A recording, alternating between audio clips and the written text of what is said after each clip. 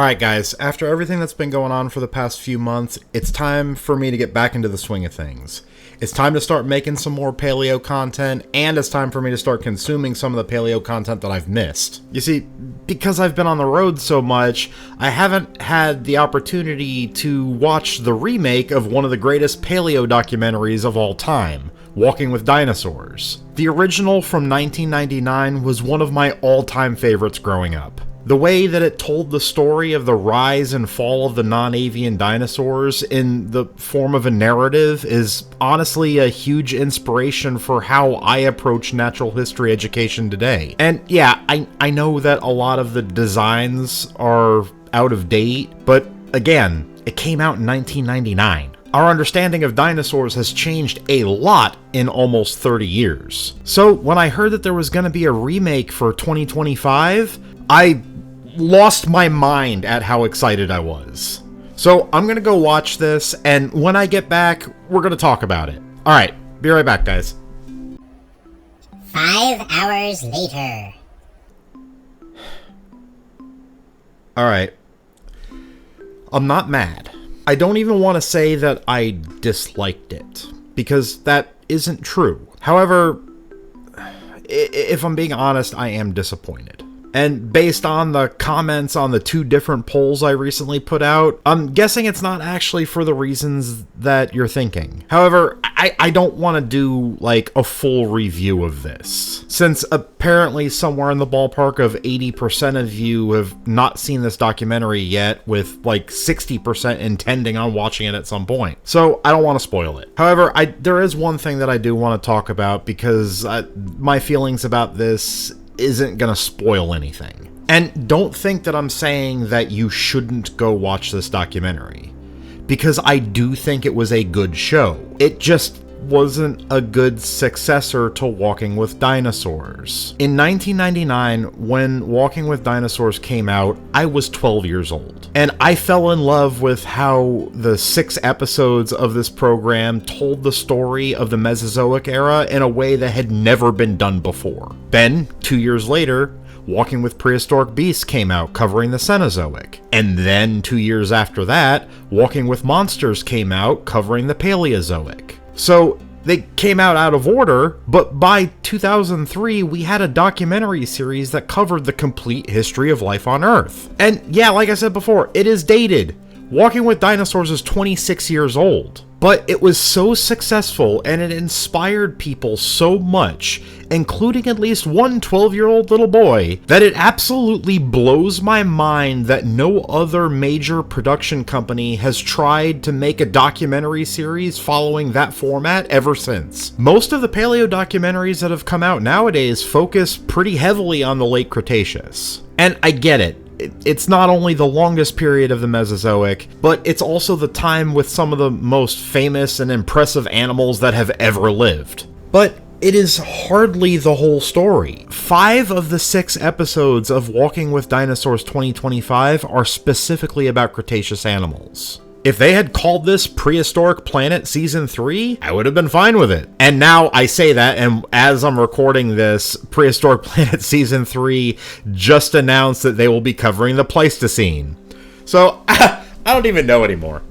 I mean, clearly there is an audience for content about the complete history of life on Earth in its entirety. I am living proof of that. Probably 75% of you have followed me because of my History of the Earth series. And that's why this bugs me so much. Maybe this is my fault for expecting Walking with Dinosaurs when they called this Walking with Dinosaurs. I don't know. But it seems like if we want a documentary series telling the story of the Mesozoic era in its entirety in 2025, I gotta do it myself. My goal for the rest of this year is to release the complete History of the Earth series up to the end of the Cretaceous, and then release the supercut as my gift to all of you by Christmas. But first, we have to take a step back, because honestly, there was an issue with the early Triassic video. And to this day, I still don't know what happened. I didn't do anything different, but somehow the audio got borked. And I did try to fix it, but it would not unbork. And I really didn't like the way that it turned out. So this is not going to just be the late Triassic video.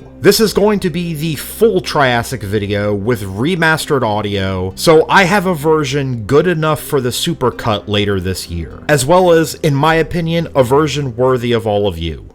Alright, Tim, pack your bags, we're leaving. Wait, really?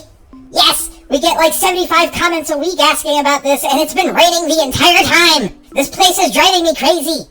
Well, first, unfortunately, we gotta go back. What? Back? Why back? No!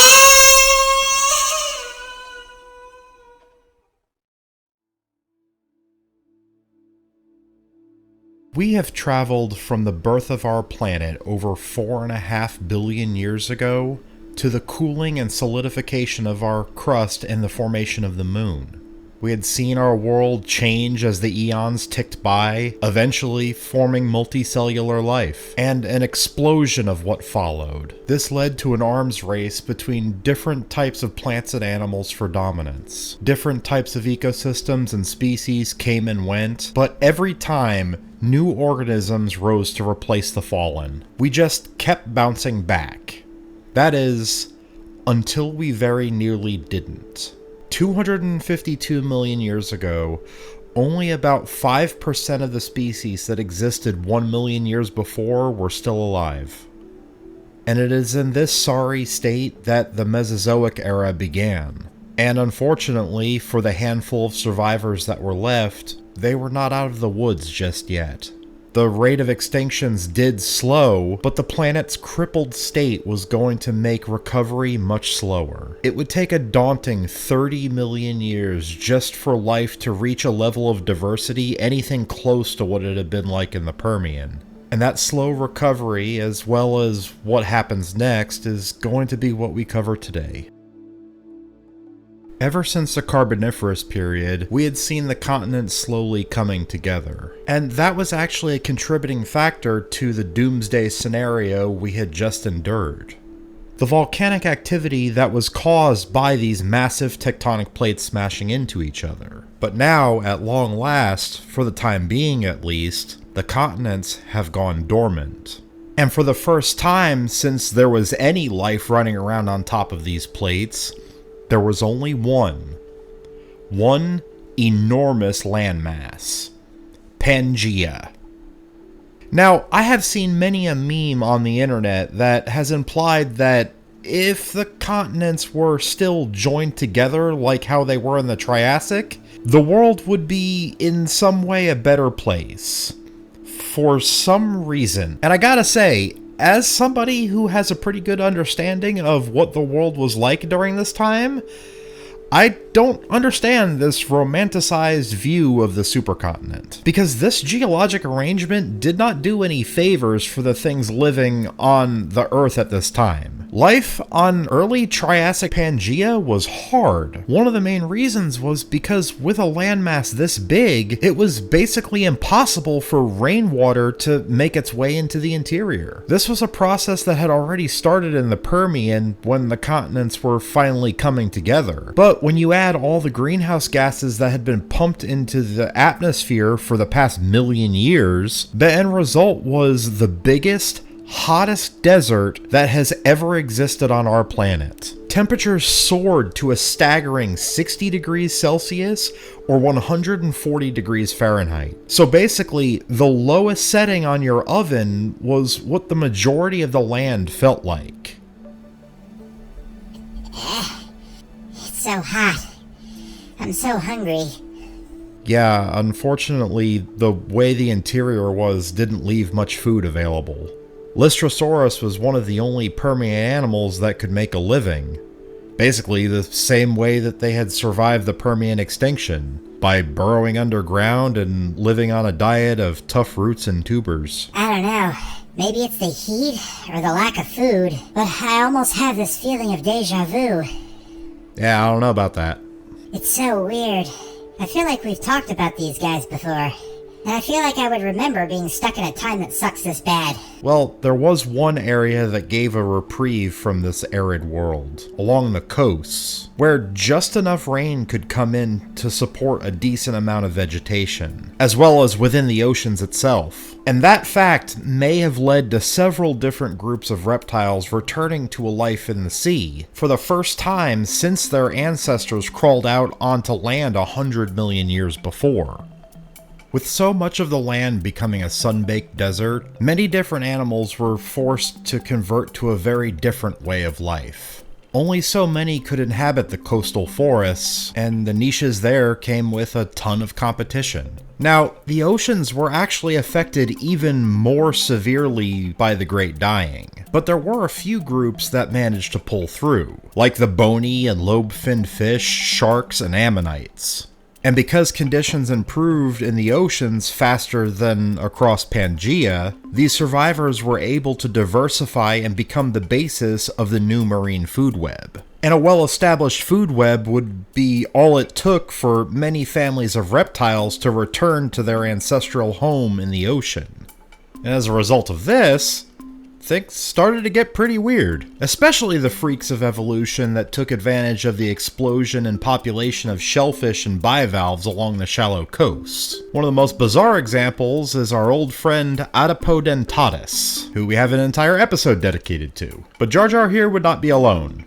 Joined by the armored placodonts like this Placotus, whose teeth were super specialized to be a shell-grinding machine, as well as another creature that we've mentioned before, the long-necked Tanystropheus, who used its long neck to be able to catch shallow water fish. As ungainly of a design as this is, it's actually quite genius. It allows the animal to put its head, the part that it needs to be close to the fish in order for it to eat, close to its target without needing to get the whole body closer to the fish, which is more likely to scare it away. So if you're not going to invest your evolution points into being faster and more maneuverable, this is probably the next best way to go in the water. But as we go further out into the more open ocean, we see the groups that took the opposite strategy to fishing. First up, we have the Rhynchosaurs, a group of superficially lizard-looking reptiles with interlocking teeth in their mouths,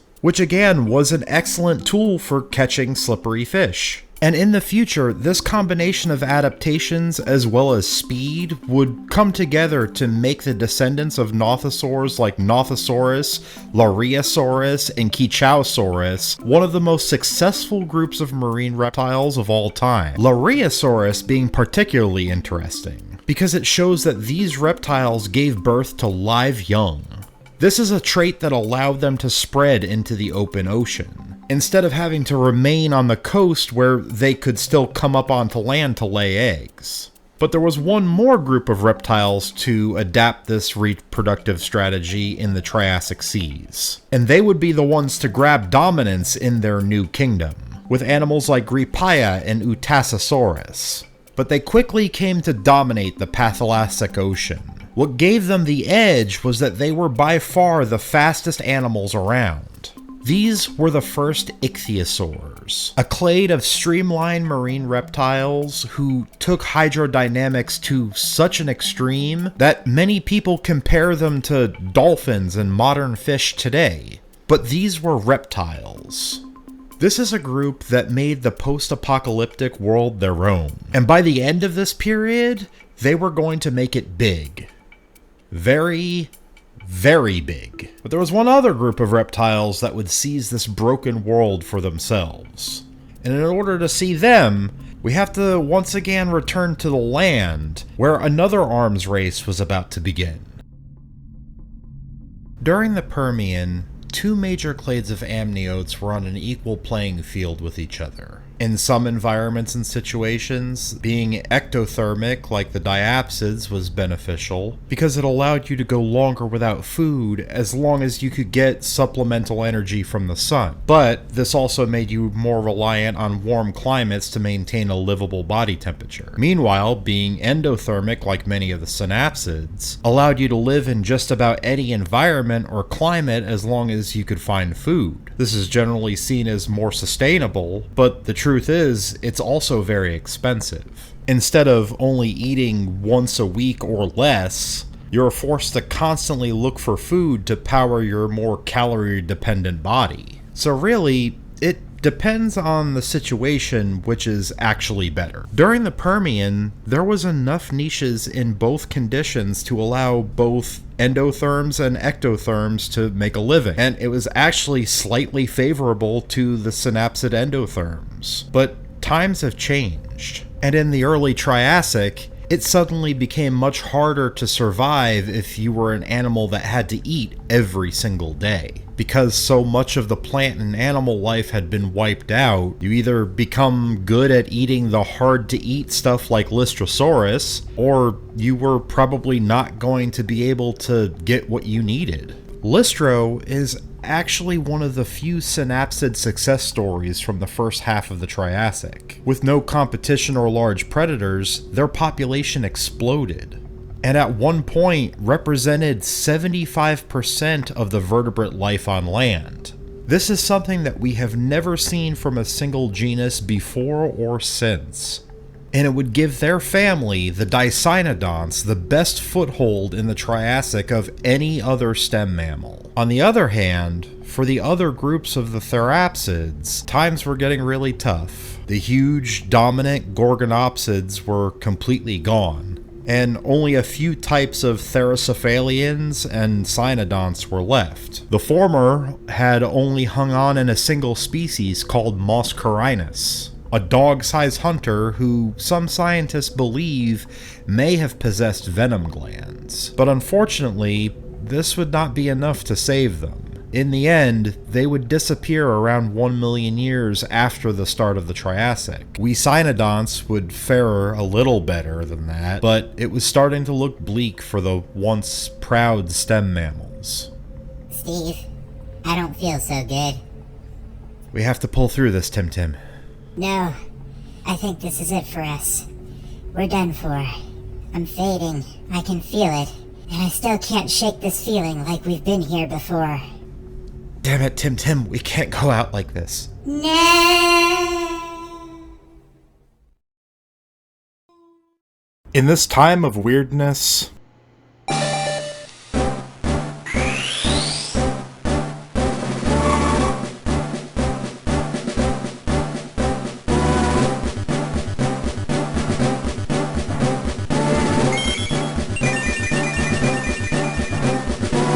oh, okay, I guess we're not going to change very much. Luckily, along the coastal forest we mentioned earlier, there was just enough food available to allow some of the small therapsids to hang on. But unfortunately, our glory days were over.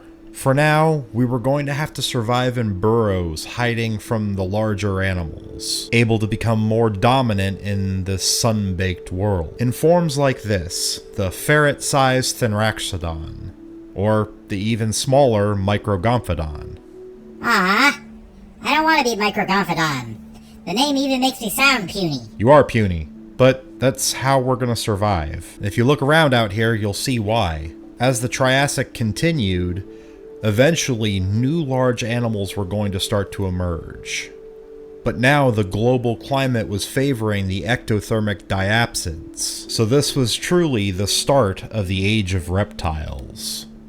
One group that started getting larger and started spreading into different niches was the Adopodentatus. This clade of reptiles seemed to start off in the coastal forests, but eventually spread into the dry interior. They became several different species, one of the most well-known being this interesting looking fellow, Rhynchosaurs, who had two forward-facing horns on top of its head. These horns are thought to have been used as a defensive weapon both against predators as well as rivals, with a horn and skull structure bearing many similarities to the horned ceratopsian dinosaurs that would evolve much later, despite being in no way directly related to them. But unlike in the dinosaurs, these horns seem to be a sexually dimorphic feature, meaning only one gender had them. Probably the males, but we really don't know for sure. But what we do know is that there was definitely evolutionary pressure to grow defenses like this. For one thing, the evolution of new top terrestrial predators for the first time in almost 5 million years.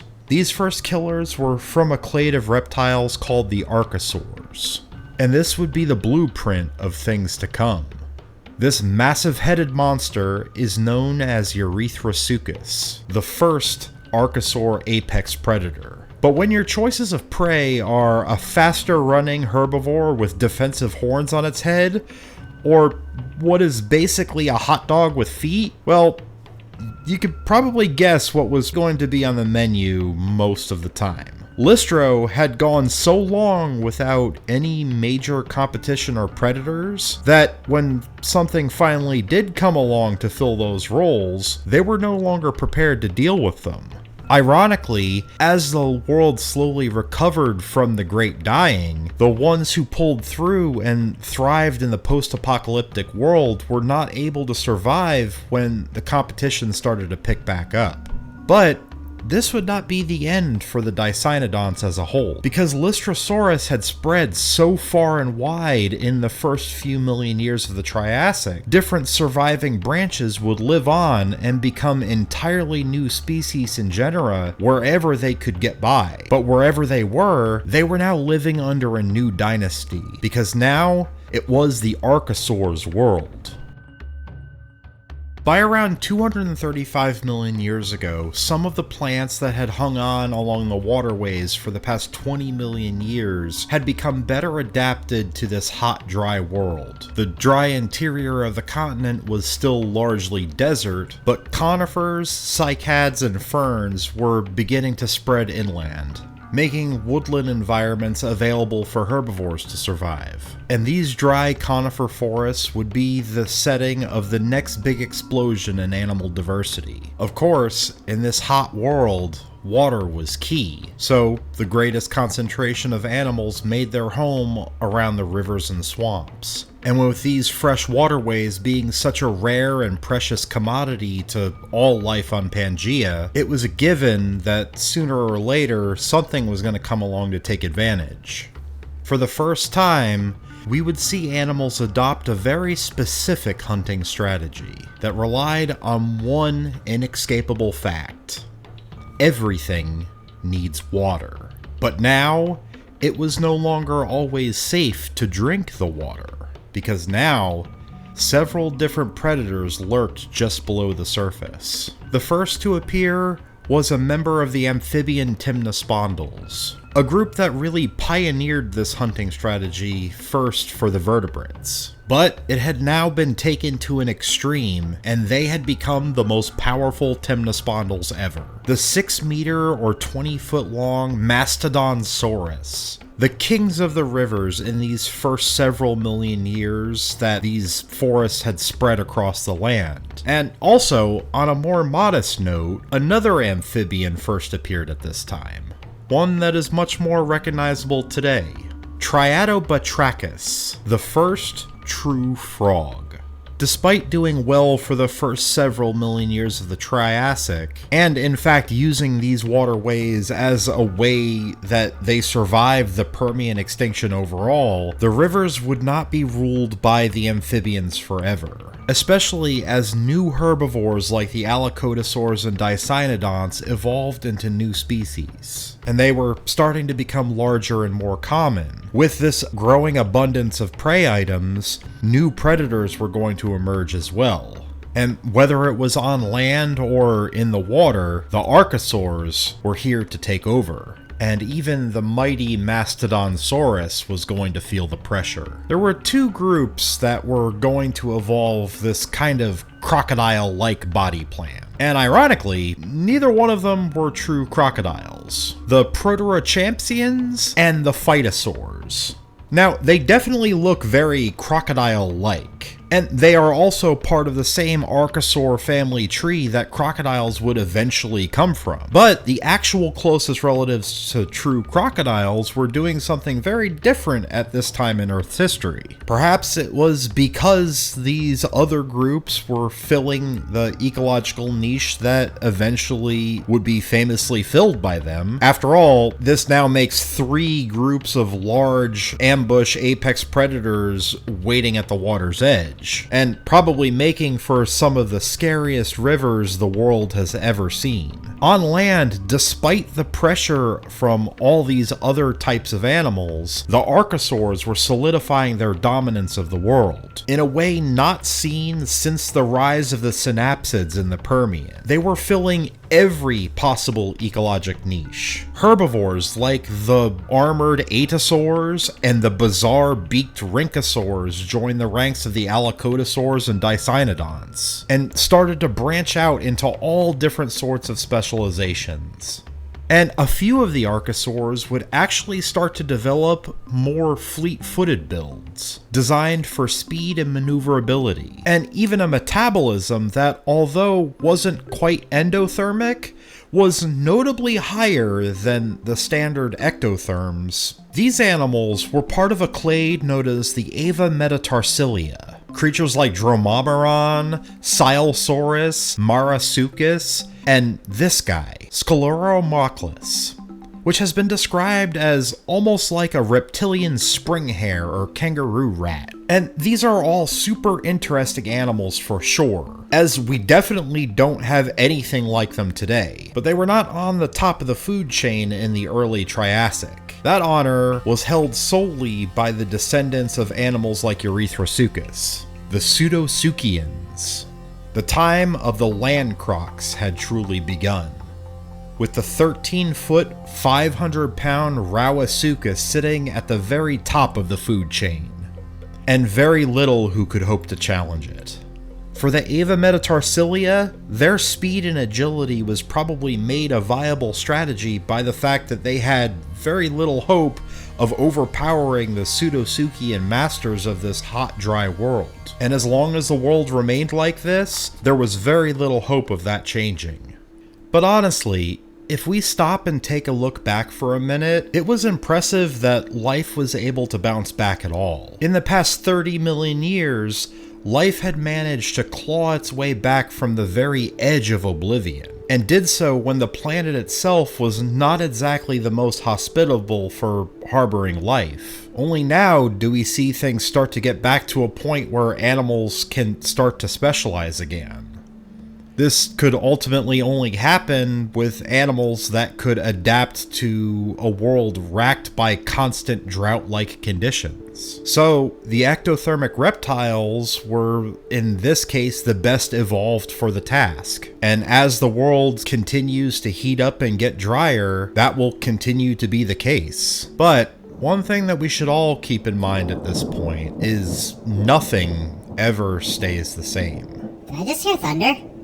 Yep, there's rain on the forecast. Quite a bit. But we just got to a point where we're adapted to it being dry. Yep, here it comes.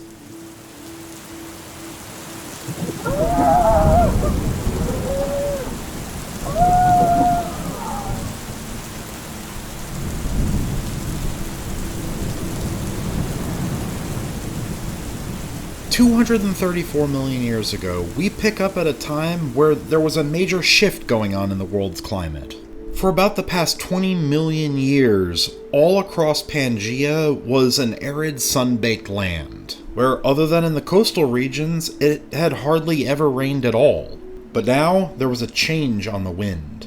And as much as this may sound like a good thing, the truth is, just like Tim said, the world had spent the past 20 million years adapting to those arid conditions. The process was slow, taking around 4 times longer to bounce back from the Permian extinction than previous events, but the result was a single giant continent covered in plants and animals that were able to thrive in those conditions. This is what life is hardwired to do. And the environment itself, in fact, drives these processes forward. This is how animals and plants become more specialized. It's not something that nature tries to do, it's inevitable. And this process works great, as long as things stay the same. Even in hard-to-adapt-to situations like a global desert, eventually organisms will find a way. But in doing so, they may tip so far in one direction that it would be very difficult for them to swing back into the opposite direction. This is why every time that there's a major change on Earth, it's always the specialists that are hit the hardest. It doesn't matter if it's getting hotter, colder, drier, or wetter. If the environment is changing, some organisms are not going to be able to change with it.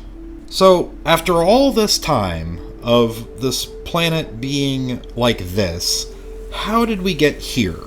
Well, just like so many instances like this process started from within the Earth itself. You see, over the past couple million years leading up to the Carnian, the dormant volcanism was starting to pick back up again. One of the first areas to really become active again was along the northwest coast of Pangaea, on the ground that would one day become the Pacific Northwest of North America. Volcanoes started erupting with fair frequency, and this started pumping greenhouse gases like CO2 into the atmosphere. And the result of this was a drastic speeding up of the water cycle. This would lead to rain clouds building up faster and being able to spread further inland to the interior of large land masses like this. And thus, the Carnian Pluvial event began. A time when global rainfall increased by around 200% for around 2 million years. And it seemed like it pretty much happened just about everywhere. Fossil layers all over the world from this time show massive coal deposits for the first time since the Carboniferous. Coal is something that we oftentimes see formed from what was once a swampy environment. And in earlier Triassic layers, there's lots of red sandstone, usually caused by desert environments.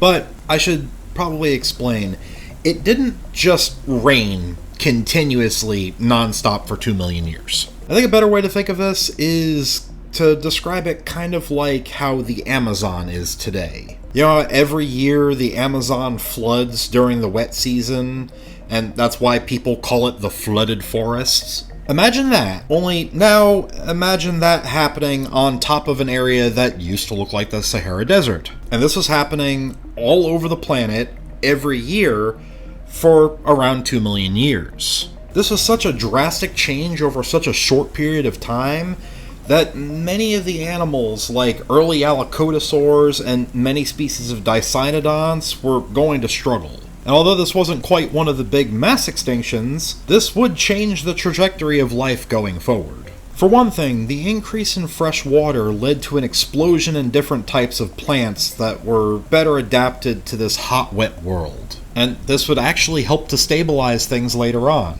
But at this point, it presented new opportunities for those who were more generalized, and for whom this shift wasn't a death sentence. By far, one of the most successful animals in Pangaea at this time were the Rhynchosaurs, like Hyperodapodon. No! These gross little beaver lizards actually did so well during this specific 2 million year window that they nearly seemed to reach Lystrosaurus levels of abundance. In fact, they were so common that I felt it necessary to actually make a dedicated video just about this. I regret nothing. The thing is, this undeniable success seemed to be tied specifically to this time of massive changes. But it would have an effect on everything living across Pangaea. Out of the flooding forest of the Carnian Pluvial event, many other groups would seize the opportunity to diversify, including one of the greatest dynasties our planet has ever seen. One group that actually got its start in the early Triassic was another clade of reptiles that we haven't talked about before, a group called the Lepidosaurs. And it was one that seemed fairly unassuming, but they are definitely noteworthy here because of what they would become. Within the wet, humid forest, 2 branches from this family emerged, represented by Weirtembergia and Marmorita. One would give rise to the squamates, so the snakes and the lizards. and the other would give rise to the Rhynchocephalians, today only represented by a single species on New Zealand, the Tuatara. And no, the Rhynchocephalians and the Rhynchosaurs are not closely related. Rhynchosaurs, like Hyperodapodon, are actually a branch of the Archosaurs, so actually close related to dinosaurs and crocodilians. All I can say to this is, scientists are good at naming things. And another iconic group got its start at this time too. This guy, Odontocheles, whose name means toothed turtle in a half shell. As you can probably tell, this is where turtles first appear in the fossil record, this being one of their earliest definite ancestors. So basically, just about everything that we think of as typically reptile today can trace their start to these Triassic forebearers, even if it wouldn't put them on top of the food chain just yet. The Ava metatarsalia, which had been evolving throughout the early Triassic to survive alongside the larger Archosaurs, mostly by being smaller, lighter, and faster with a higher metabolism, probably used these traits to possibly even become nocturnal, which would allow them to avoid the Pseudotsuchians that required the sun. They were small, but these guys were the masters of survival in the Pangaean Desert. And when those deserts were replaced by forests, they were in the perfect generalist spot to take advantage of the new opportunities. One animal that's a bit of an interesting mystery is Silesaurus. But one way or another, we're fairly confident that they fall somewhere within the clade that I know that you've all been wanting me to get to. And it really becomes obvious when you look at this newly discovered species, Intigoira. This guy might be the ancestor of all of Dinosauromorpha. But that's only one theory. The other possible origin story is that the Silesaurs represent the first split within the dinosaurs that took place during the Triassic. As I'm sure you all know, there are a ton of different dinosaurs. And there are two major families that represent the first big split in this group.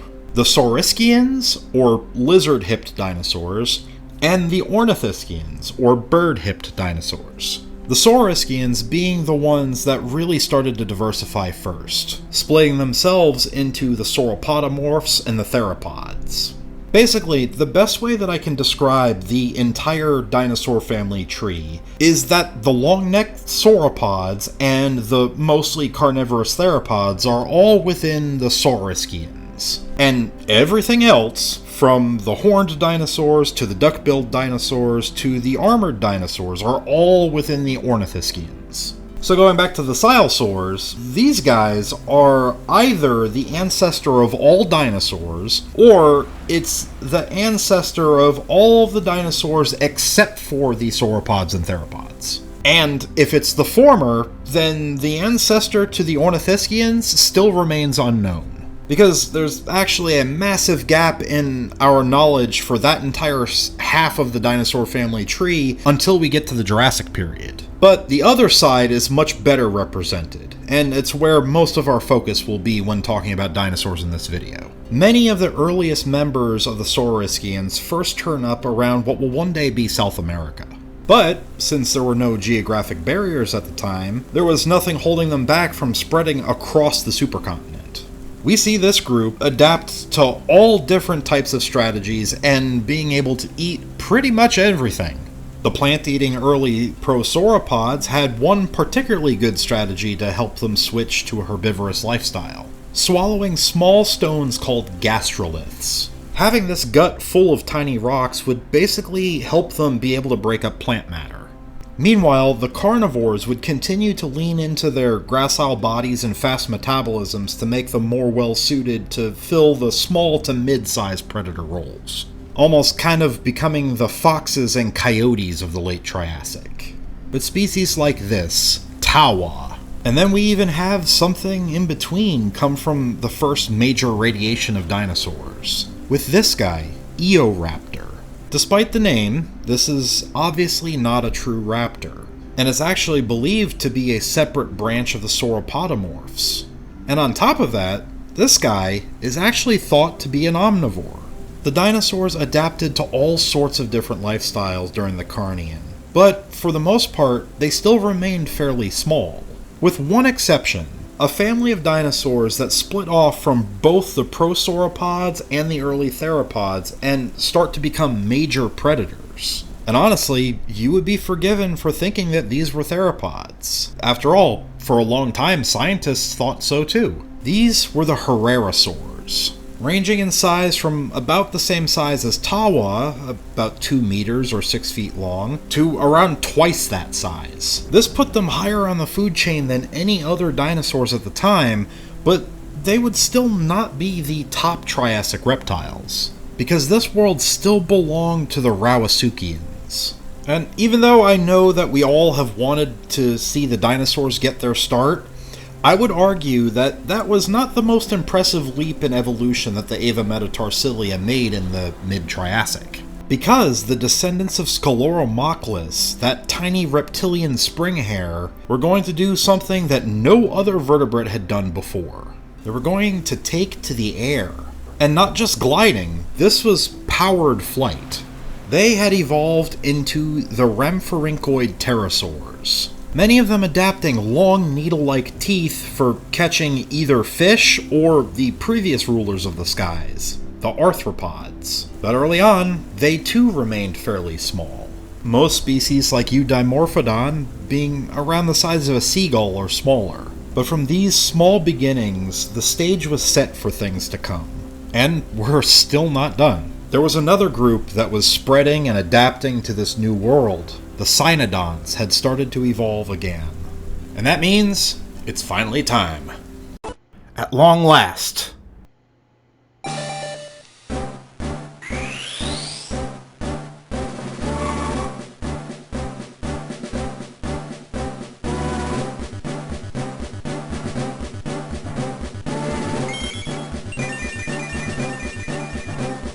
I am mammal-ish. In addition to the Lepidosaurs, pterosaurs, and dinosaurs, the Carnian age may have also been when the Cynodonts became the very first mammals. Many remain smaller, like my new form, Megazostrodon, a small, shrew-like mammalia form that lived on a diet of insects and other small vertebrates. Like other therapsids, they had heterodont dentition, meaning they had multiple different types of teeth in their mouths. But Megazostrodon had distinct incisors, canines, molars, and premolars. An arrangement of teeth that clearly worked well for them, since pretty much all mammals today operate with some variation of this tooth arrangement. Even in humans today, our eye teeth are barely representative of canines, but they are in fact canine teeth. And perhaps in an interesting twist, both the Cynodonts and the Avametatarsilia were kind of evolving parallel to each other in a lot of ways. Both took advantage of greater mobility and a higher metabolism, as well as adapting insulating filaments on their bodies. On our ancestors, it was hair, and on the Avametatarsilia, it was pycnofibers. Now these would keep evolving in different directions on both, and eventually become very different, but it's interesting that both these families of synapsids and diapsids would evolve these types of features convergently, especially since they had not shared a common ancestor since the early Carboniferous, like 130 million years before. And in fact, other branches of the Cynodonts would even evolve larger size during this time. There was the wolf-sized carnivore Cynognathus, and Diodemodon, an omnivore the size of a black bear. These were definitely outliers though, as many of the Cynodonts were badger-sized or smaller. And just like with the early dinosaurs, this was an adaptation to avoid the Pseudosuchians. Ah, Tim, you survived. How wonderful. Thanks for your help.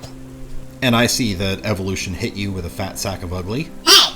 Morganucodon was a close cousin of Megazostrodon, but it appears to have been adapted for living in burrows. At this point, we're kind of filling in sort of a gray area in between the Cynodonts and the mammals, where we're almost entirely true mammals, but there's still a few things that will only allow scientists to call these creatures mammalia forms. Kind of like calling it a missing link. Which, honestly, is kind of what this entire section has been all about. To be honest, this is all actually just scratching the surface of the wild diversification that took place in the Carnian rainforests. But a plethora of animals would become specialized to this global forest. And that would be where the famously weird Triassic period would be born. The coming of the rains seemed to set a great many things in motion. It allowed the animals that had been barely hanging on in the first half of the Triassic to start branching out. This is because, although, like I said, changes like this will lead to extinctions among specialists, in this case, the result was an environment that presented more opportunities than obstacles. A planet covered in swamps and rainforests is going to end up with more biodiversity than a planet covered in deserts. And after 2 million years of this conversion taking place, the result was nature going full alien space baths. I actually don't even know where to begin. Lindsay literally called this nature's acid trip 2.0. And you know what? That's accurate. We're basically on Dagobah. This is a sci-fi swamp planet. I don't know. I guess I'll start at the forest floor and work my way up? Besides the Rhynchosaurs and the Cynodonts, another common sight was the Dicynodonts, the descendants of Lystrosaurus. Many had gotten larger, filling the role of mid to low browsers, like Dinodontosaurus. But despite its new role, it still maintained the tusks that allow it to root into the ground. And then also, some other species like Cambusia maintained the more low-to-the-ground burrowing lifestyle of their ancestors. This kind of represents the two main directions that this group of synapsids would take going forward. This actually allowed them to become one of the most common types of herbivores around. One group that didn't seem to do as well was the Adopodentatus. Many of them did die off, being more specially adapted to the arid environment of the earlier Triassic, but a few did hang on, evolving into this, Pteraturpitin, with a long beak-shaped skull and inset teeth that probably came from adapting to the changes in its environment and taking advantage of the myriad of new food sources. But the result was something that looked like a lizard wearing a plague doctor mask. Along the waterways, we still had the Timnospondylus and the Phytosaurs waiting in ambush. Many of the amphibians had gotten smaller, but still considerable, like Anachisma. But then there was the other group of semi-aquatic ambush hunters, which had literally turned into a full-fledged swamp monster. This thing, Vanclevia.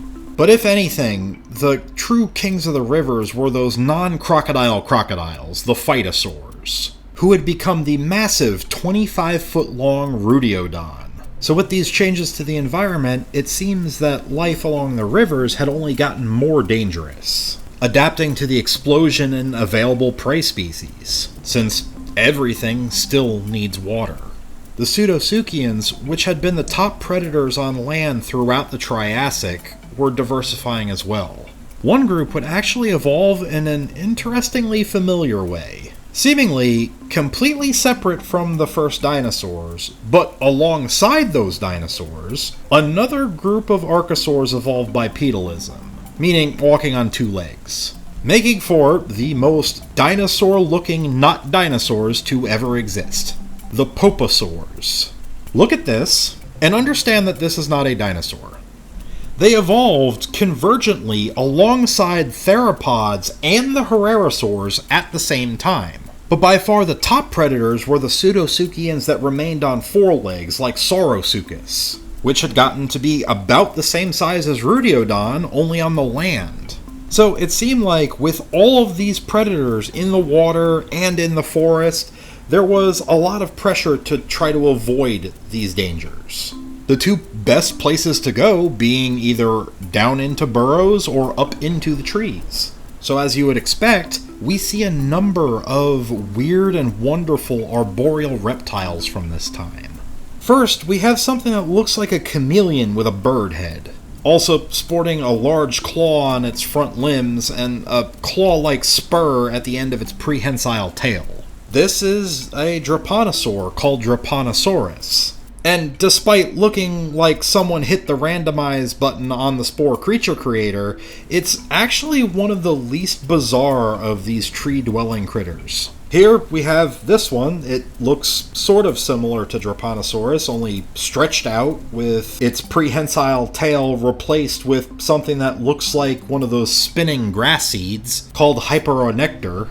And it's just going to keep getting weirder. Look at this one. This is Longiosquama. Like, what even is this? The fossils suggest that these little ribbon things coming off of its back were each individual pieces, which makes it different from the newest discovered member of this bizarre family, Mirasaura, which appeared to have a single wing-like membrane coming off of its back at the shoulder. And my best guess is that a lot of these strange adaptations may have been driven actually by sexual selection. Being up in the trees could have allowed them to not have to worry about predators as much, and in some ways, a lot of these kind of remind me of the dewlap displays that many modern lizards use today. But again, this is just kind of something that can only really be guessed at. But the trees may have been filled with these little freaks running around doing their crazy displays both to intimidate opponents and attract mates. But believe it or not, I'm still not done. Earlier, I talked about how the early rhamphorhynchoid pterosaurs were the first vertebrates to ever fly. And that might only be partly true, because we also have to take into account this little weirdo. Charopteryx, who had ridiculously long hind limbs and a membrane that turned its hind legs into wings. And I say might because we're unsure if this guy was capable of actual powered flight like the pterosaurs, or just used its hind legs to glide. But regardless, I think that we can successfully award the Charopteryx the Alien Space Bat Award. You might actually remember me talking about several of these animals in videos in the past, mostly in classics like Why Are Triassic Animals So Weird and Top 5 Triassic Weirdos and stuff like that. Because this was truly an evolutionary acid trip, when nature just seemed to be throwing everything at the wall just to see what sticks. But meanwhile, in the oceans, nature was about to break the mold in a whole different way. As things were getting weird across Pangaea, the marine organisms that had retreated to the ocean during the early Triassic had been diversifying as well, many of them solidifying their place in the sea, by going from semi-aquatic to fully marine organisms. One group that stayed near the coast, and possibly venturing into the rivers, was the placoodonts. And ironically, they kinda were to the turtles what the phytosaurs were to the crocodiles. Like, look at this, and understand, this is not a turtle. Henotus and Placocheles are late Triassic placoodonts. They were just turtling before turtles were turtling. This shape in itself was probably an adaptation against predation. Placoodonts had always been heavily armored, but now Henotus had a much tougher shell that also made it more difficult to fit in a predator's mouth. And now its mouth, which was shaped like a shovel, was even better adapted for digging through the sediment for shellfish. But as we get away from the rivers and lagoons that were patrolled by the knot turtles, we get a glimpse at life out in the Pathalassic Ocean. And with an extra 20 million years to bounce back, things had gotten interesting. Starting with an explosion in the abundance of corals, and then the fish and the ammonites, as well as a throwback from the Paleozoic era that had been able to bounce back after narrowly escaping extinction, the conodonts, which, although becoming abundant once again, never got really big. But they don't really need to be big. Look at this is still nightmare fuel. But that would not be the reason why this has been described as one of the scariest seas ever. No, that would be because of actual kaijus. The ichthyosaurs, which was one of the first reptiles to fully transition back to a life at sea, had become the largest animals to live on planet Earth up to this point. It's actually likely because they were one of the first to return to the ocean that allowed them to blow up to the absolutely ridiculous sizes that they did. Because it appears that they started to grow very large very quickly. This allowed them to take the top predator spot in a way that could not possibly be challenged by any other vertebrates at the time. becoming monsters like Shonisaurus, Shastasaurus, Himalayasaurus, and Ichthyotitan, just to name a few. These were whale-sized marine reptiles, some of the largest reaching around 26 meters or 85 feet long, possibly even larger than that. There is one very fragmentary specimen that, if the proportions are equivalent to other specimens, may represent an individual Ichthyotitan that may have measured a mind-blowing 30 to 35 meters or 100 to 115 feet long. So, the very first truly giant reptiles of the Mesozoic era were not dinosaurs at all. They were a group of marine reptiles that kind of started doing something similar to what cetaceans would do, like 200 million years in the future. But unlike with whales, the largest members of this family were not gentle filter feeders. They were apex predators. So, kind of like an orca, only like 4 times bigger. Now, not all of the ichthyosaurs were massive sea monsters, but the entire marine ecosystem was getting supercharged. Ray-finned fish like the Saurichthyia and hybodont sharks fed on the conodonts and the ammonites, and then above those was the giant marine reptiles. And despite the Shastasaur ichthyosaurs being the most impressive by far, the widest variety of animals were in that middle size range. Like I said, still smaller ichthyosaurs like Californiasaurus, measuring about 3 meters or 10 feet long, as well as the descendants of the Nothosaurs, who had started to adapt further to their marine environment by becoming the Romulosaurid plesiosaurs. A group that, when you look at animals like Actiodracon here, share traits with both lineages that this group would give rise to in the future. This species got to about 5 meters or 16 feet long. It had a strong tail, a streamlined body, 4 powerful flippers, a neck that was starting to get longer, but still a fairly large head full of needle-like teeth, making it the perfect hunter of fish, conodonts, and ammonites. And all across the world, life had finally managed to bounce back from the Great Dying. We had proven once again that, given enough time, if there is something left alive at all, whatever remains will figure out a way to go on. Eventually, life really will find a way, even if the opportunities of this rainy world was not going to last forever. The Carnian Pluvial event was a bit of an enigma, brought on by increased volcanic activity that plumed carbon dioxide into the air. The result was a warm, wet world replacing the global desert. But the continents were still one, and now the tropical rainforests that had sprung up as a result of the increased rainfall were actually going to reverse the greenhouse effect. Because plants absorb carbon dioxide, once the volcanism in the northwest slowed down, the climate started to swing back to being more arid again. But beneath the surface, the planet itself was still in flux. And as the land got drier again, there was a great upheaval building underneath. But the more immediate change was after 2 million years, the rain was coming to an end. The forests started getting more sparse, getting replaced once again by more badlands and desert. But this time, there was a few more rift canyons and valleys than before. And unfortunately, many of the animals that had become specialized to the swamps and forests would disappear going forward, like the Rhynchosaurs, and many of the Drepanosaurs.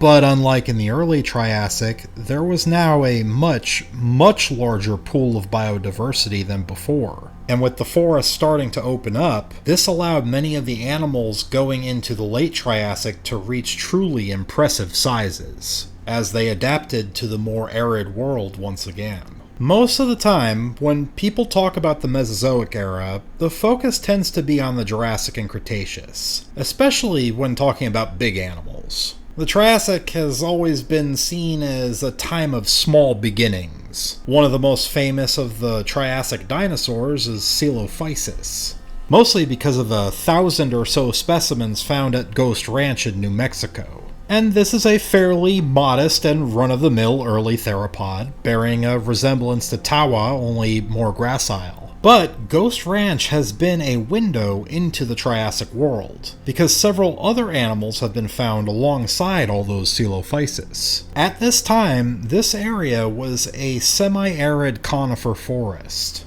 They likely lived alongside Dicynodonts like Placerius, which had grown to be about the size of a cow, as well as several Pseudosuchians. In fact, this age following the Carnian would be the peak of the Age of Land Crocs. The armored Atosaurs were still around and doing quite well, and the Phytosaurs were still the kings of the rivers. And the large land predator role was still solidly held by the Rallasuchians. Coelophysis probably had to directly contend with animals like Postosuchus and the more unique Arizonosaurus, who had a sail that was reminiscent of both the early synapsids like Dimetrodon in the early Permian, as well as spinosaurid dinosaurs that would evolve later. But this trait evolved independently 3 separate times. Now these guys were bigger than Coelophysis, or most of the meat-eating dinosaurs at the time, but they were still considered about medium-sized by Pseudosuchian standards, reaching around the same size as the Herrerasaurs and Poposaurs during the Carnian.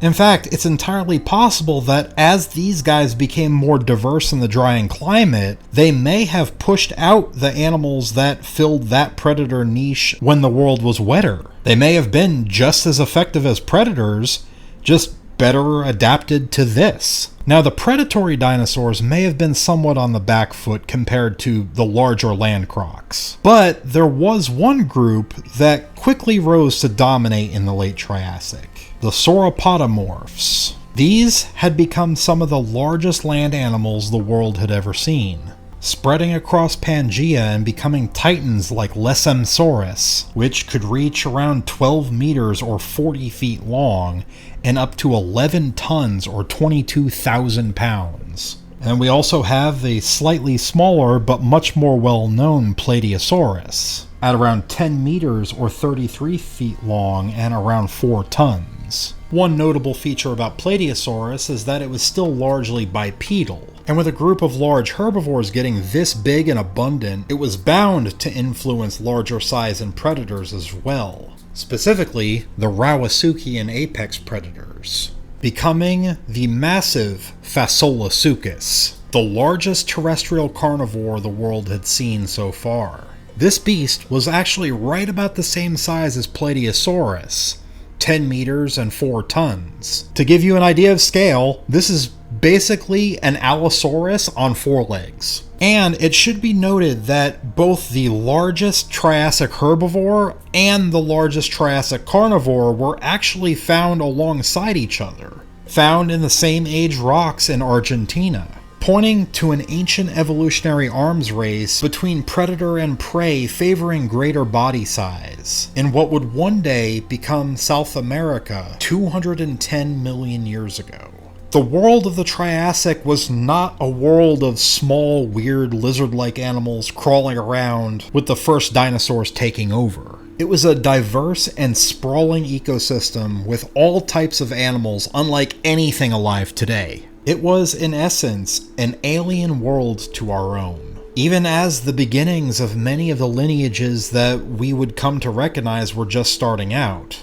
And pretty much everywhere, the sauropodomorphs and the Rauisuchians ruled. But I say pretty much everywhere because there seemed to be one notable exception.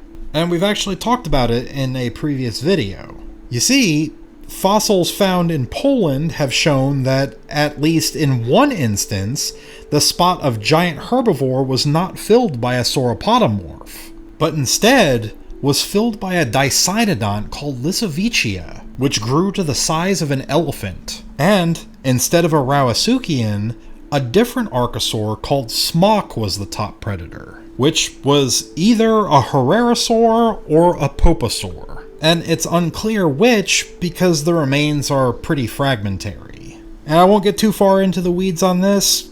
go check out the video I made on these guys to learn more. But what's really curious about this is that these animals only seemed to be able to get larger and move into these roles in the absence of the Rauisuchians and Sauropodomorphs, because neither of these groups are represented in the Triassic fossil layers of Poland. And even in other areas of Europe, we see examples of this. Liliensternus is a relative of Coelophysis found in Germany that grew to around twice the size of the American species. These changes could have only been happening in the absence of the animals already filling those roles elsewhere. There had to be some reason why the big Sauropodomorphs and Rauisuchians were not present. They had to be isolated somehow. But if all the continents were joined together, what was causing this geographic isolation? These fossils could be the first clues of changes coming to the world. Changes that could lead to the end of everything again.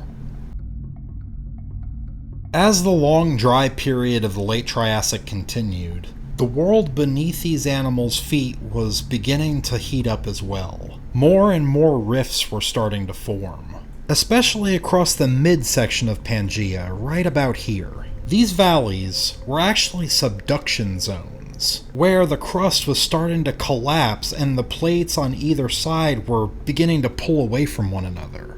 This was the world literally ripping itself apart, and it was only a matter of time before it started to give way, and that time was around 201 million years ago, when an area covering around 11 million square kilometers erupted. This was the Central Atlantic Magmatic Province, or CAMP eruption, a volcanic event that led to the separation of Pangaea and the loss of around 76% of life on Earth. Now, one thing to keep in mind is that there are different types of eruptions that can have different long-term effects on the environment. On one hand, if an eruption pumps a lot of greenhouse gases like CO2, or even worse, methane, into the atmosphere, it can lead to warmer temperatures. Because, by definition, greenhouse gases essentially insulate the atmosphere and cause it to hold on to energy our planet gets from the sun. But also, more explosive eruptions tend to throw more dust and ash into the atmosphere, which can block light and heat from being able to make it into the atmosphere, which can lead to global cooling. This is also called a volcanic winter.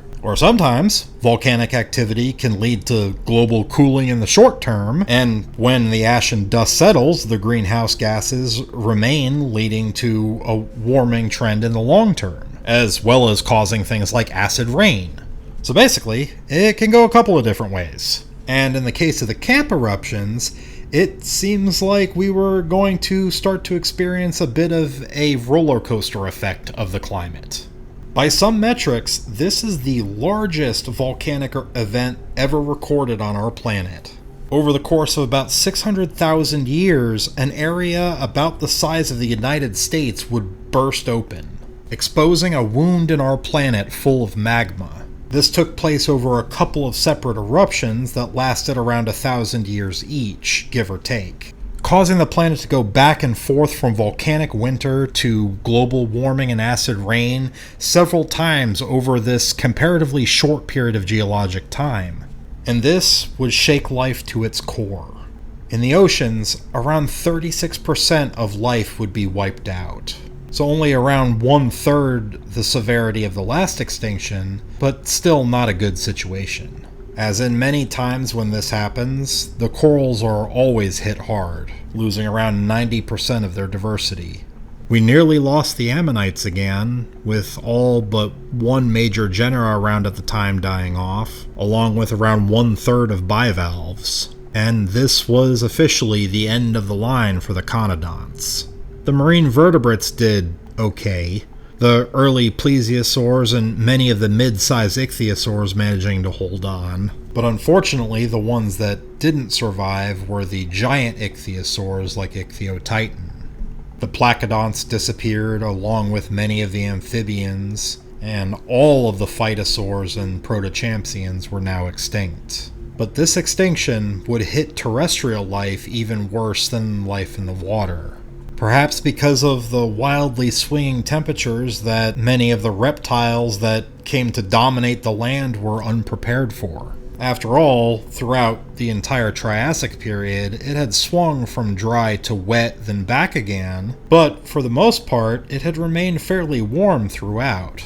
But the reptiles were not the only ones affected. For the Dicynodonts, which had been the first animals to bounce back from the Permian extinction, it was the end of the line, along with many of the weird and wonderful forest creatures that had evolved.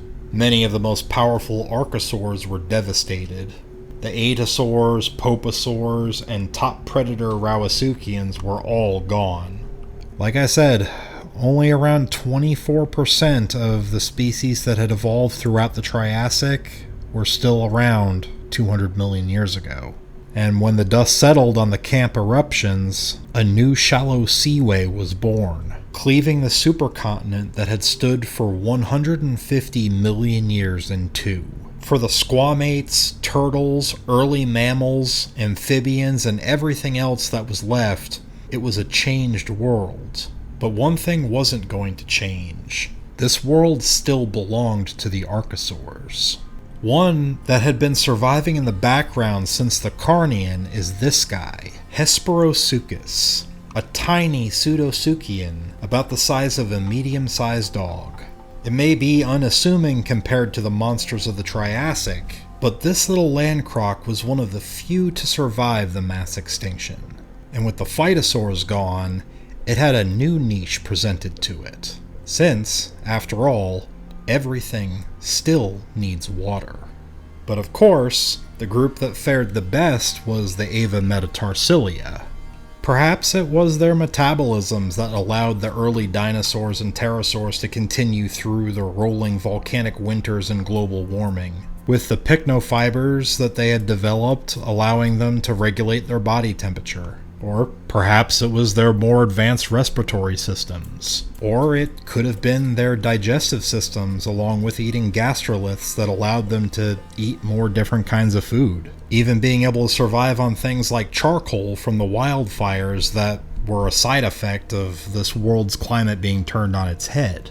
Or it could have been all of these things. All that was really clear is, now, after all of this, we are now well and truly in the Age of Dinosaurs.